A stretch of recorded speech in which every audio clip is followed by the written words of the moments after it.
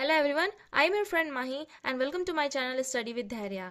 तो modern history के अपने इस वीडियो लेक्चर की सीरीज में आज हम करने जा रहे हैं Morley Minto reform. Morley Minto reform जो कि 1909 में इंडिया में आता है, इसे गवर्नमेंट ऑफ इंडिया एक्ट 1909 या इंडियन काउंसिल एक्ट 1909 भी कहते हैं।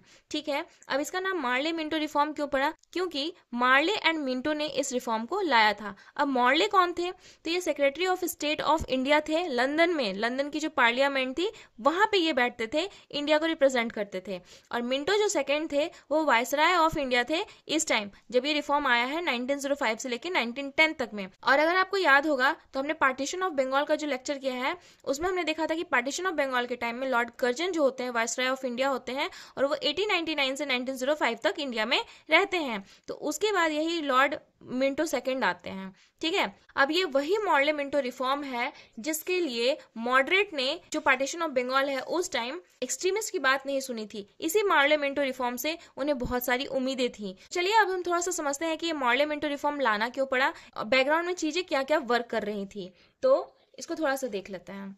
अब देखिए यहाँ पे आईएनसी ने 1906 में जो दादा भाई नौरोजी के टाइम में जो उनका सेशन होता है आईएनसी का, उस टाइम स्वराज को डिक्लेयर कर दिया था आईएनसी का गोल और डिमांड की थी स्वराज की। ठीक है, उसके अलावा जो लिबरल पार्टी की गवर्नमेंट बन गई थी लंदन में वहां पे, तो मॉर्ले उसके मेंबर थे, तो मॉर्ले से काफी उम्मीद थी और ये भी रिफॉर्म लाना चाहते थे इंडिया में। इसी उम्मीद को लेके गोपाल कृष्ण जो गोखले होते हैं वो लॉर्ड मॉर्ले से मिलने के लिए इंग्लैंड जाते हैं। उसी टाइम पीरियड के दौरान 1906 में ऑल इंडिया मुस्लिम लीग का गठन किया जाता है जो कि मुस्लिम कम्युनिटी के लिए एक सेपरेट इलेक्टोरेट की डिमांड करते हैं। ठीक है, तो अब हम देख लेते हैं कि मॉर्ले मिंटो रिफॉर्म जो आता है उसमें क्या क्या प्रोविजंस थे। ठीक है, तो ये देखिए, ये प्रोविजंस में अगर मैं पहले नंबर पे बात करूं तो number of elected members was increase कर दिए गए थे। कहाँ कहाँ? Legislative council at centre and provincial legislative council में।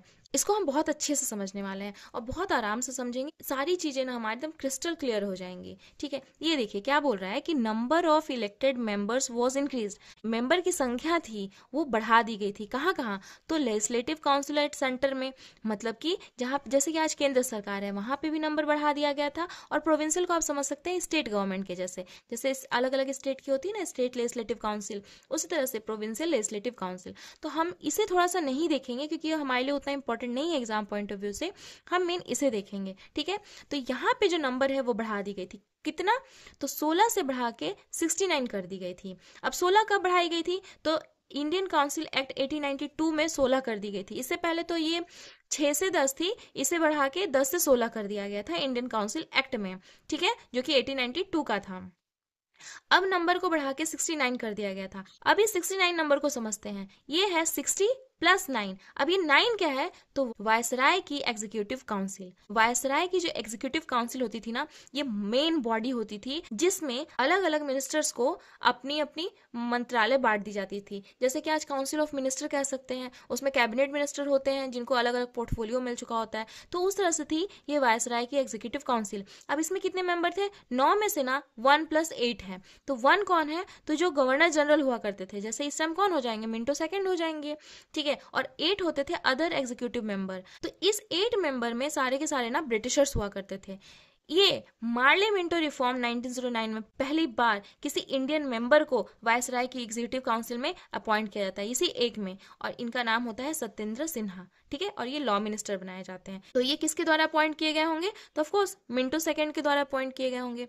तो ये 9 तो आपको समझ में आ गया। चलिए अब 60 के बारे में समझते हैं। ओके, ये जो 60 मेंबर्स हैं उनका डिवीजन अब हम देख लेते हैं। तो ये 60 मेंबर्स में ना कुछ इलेक्टेड होते थे और कुछ नॉमिनेटेड होते थे। तो इलेक्टेड मेंबर की संख्या थी 27 और नॉमिनेटेड की संख्या थी 33। अब देखिए 27 और 33 मिला के 60 हो गए। ठीक है, तो अब हम नॉमिनेटेड को देख लेते हैं। अब नॉमिनेटेड में भी ना कुछ ऑफिशियल होते थे और कुछ नॉन ऑफिशियल होते थे। ऑफिशियल मतलब कि वो ब्रिटिश गवर्नमेंट में ऑलरेडी किसी न किसी पोस्ट में सर्विस दे रहे हैं, जैसे मिलिट्री के कोई हेड हो गए या फिर सिविल सर्वेंट्स हो गए। जैसे कि मान लीजिए कि आज के दिन में कोई आईएएस ऑफिसर है या कुछ भी है, उनको सरकार के द्वारा नॉमिनेट कर दिया जाता है किसी पोस्ट पे, तो वो कहलाएंगे official member.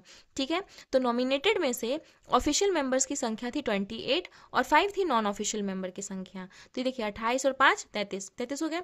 Non official member में वैसे लोगों को अपॉइंट किया जाता था जो बहुत ही प्रोमिनेंट लीडर हो गए, जैसे गोपाल कृष्ण गोखले हो गए, बदरुद्दीन तैयबा जी हो गए, या फिर दादा भाई नौरोजी हो गए। लेकिन सरकार उनको अपने लिए खतरा महसूस नहीं करेगी तभी यहाँ पे नॉमिनेट करेगी। ठीक है, तो नॉन ऑफिशियल मेंबर मतलब कि कुछ इंडियन प्रोमिनेंट लीडर हो गए। ठीक है, तो ये नॉमिनेट खत्म हो गया। अब इलेक्टेड मेंबर को देखते हैं। इलेक्टेड मेंबर का ना इलेक्शन होता था। अब लेकिन ये इलेक्शन कहने का मतलब जैसे आज हम इलेक्शन करते हैं ना, वैसे नहीं होता था, ये इनडायरेक्टली इलेक्शन होता था।